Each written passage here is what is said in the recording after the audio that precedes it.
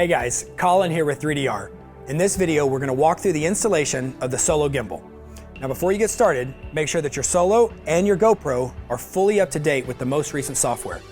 We've got a flight school video called Software Update that'll help walk you through updating the Solo software, and then you can go to GoPro.com or use GoPro's mobile app to update the software for your GoPro.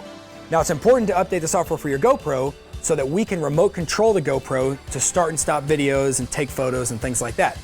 So let's get started. So inside the box, you'll see you have the gimbal, a lens hood for the GoPro, a screwdriver, and 4 balance weights. Also included is a handy setup guide that walks you through the process. So the first thing we have to do is get the fixed mount off the Solo. So as you'll see, your gimbal came with a screwdriver. We're gonna use that to simply loosen these 3 screws. Now as you'll notice, the screws don't actually come out of the plate because they're captured in place for you. Now that I've got all 3 loose, I can simply lift up here and pop the plate out. It'll kind of be held in place by these 2 tabs here.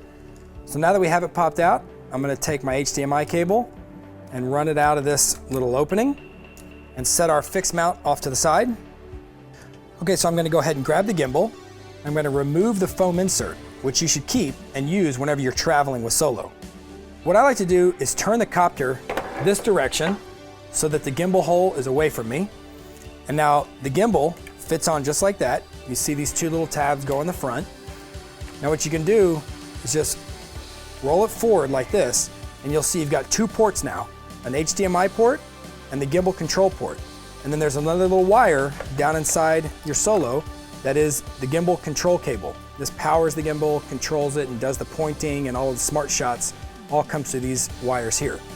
So the first thing I'm gonna do is make sure that my HDMI cable is routed all the way around so that it doesn't touch the gimbal inside the body. And I'm gonna take it and simply plug it in to the top here. Make sure it's nice and seated in there. Then I'm gonna have this gimbal cable, and you'll see there's a little tab on it that lines up with the little hole there. That's gonna clip into place. Now you just wanna make sure that this hole here, which is where the pan motor sits inside of, is nice and clear, and you're not gonna have any interaction with the cabling. So I just make sure that it's nice and pushed down there. The HDMI cable runs around, and then you're just gonna kinda work it down into the place like this. Make sure that these 2 tabs are popped in, and then the gimbal seats down into place, just like that. The last thing you need to do is grab your screwdriver and tighten these 3 screws. And you kind of just move the orientation of the gimbal a little bit for each screw so that you can get to it. And just get it nice and snug. And this last screw, you want to turn the gimbal all the way like this and go right in through that hole there, which will get you right to that last screw. And there you go. The gimbal is installed.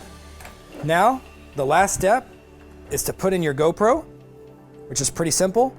There's actually an image right here in the front of the gimbal showing you how to hook it in place. Just gonna drop it in like this. It clips right in. We're gonna make sure that this clip is over the front of the GoPro so it's nice and snug. We're plugged into the Hero bus.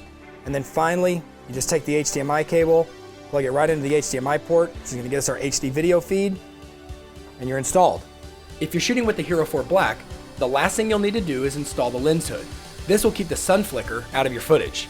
And then if you're shooting with a Hero 4 Silver or a Hero 3 Plus, you've got these balance weights. The larger weights are for the Hero 3 Plus, and then the smaller weights are for the Hero 4 Silver.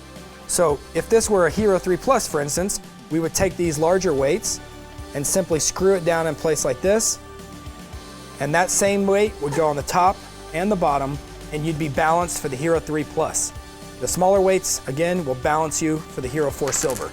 Since I have the Hero 4 Black, I don't need to worry about the balance weights. I'm nice and balanced out of the box. And that's it.